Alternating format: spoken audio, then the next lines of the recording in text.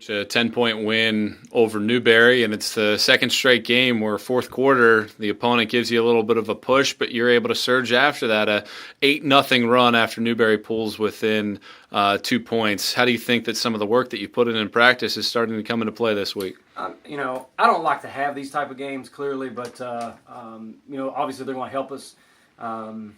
To have to fight through adversity in the fourth quarter, early on, we weren't winning some of those games, and now it's back-to-back games that, we've had to fight through a team that's just shooting hot as a firecracker, and obviously from the three-point range, it was, they were just killing it, and, we had to continue to keep scoring the basketball in order to win the game, and I think that's ultimately what got us a W, is we kept extending the point totals on our side, and they never could get over the hump and get a lead on us.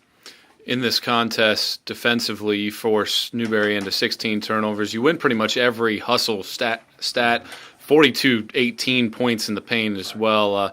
How impressed were you with how your team was able to handle all those 50-50 situations despite not a very good shooting day? I thought I wasn't happy at the half, I'll be honest with you. And I felt like that once we got out and we had a chance to throw a knockout punch, we didn't. They got hot. We didn't really negotiate the ball screens very well. I thought there were 50-50 balls in the first half that we didn't get. Now in the second half, we locked down a little bit better. But, you look across the stat line, and if you only look at our side, you think it's going to be a really nice win. But then when you get up there and you look at their side, and you look at the 15-29 from the three, and, obviously number 35 goes for 9 of them herself.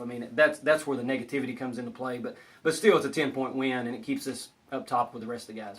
Yeah, we talked earlier this week about how important this week was to get a couple wins against those top teams in the league. Looking back on it now, you're now 9-3 in conference play. How do you feel as a coach heading into Lincoln Memorial? We felt really good after the Anderson win.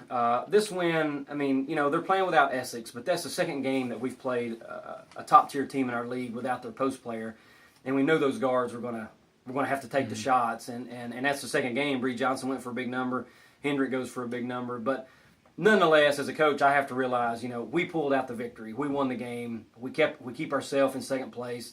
We've done all the things that we wanted to do going into the LMU game, and now as we go play LMU, who is still undefeated, number one team in our league, number one team in our region, we have a big test ahead of us Wednesday night, and we'll move this one aside. We got the W, and see if we can't get a little bit better before we go play LMU.